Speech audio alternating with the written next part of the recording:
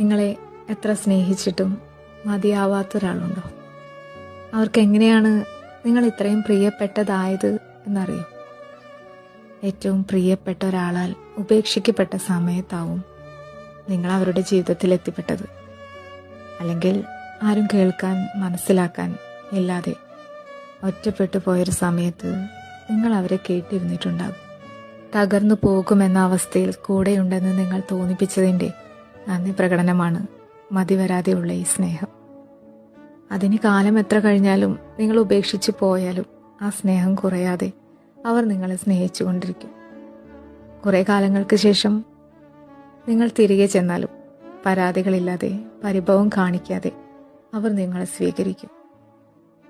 കാരണം നിങ്ങളെ അവർ കാത്തിരിക്കുകയായിരുന്നു.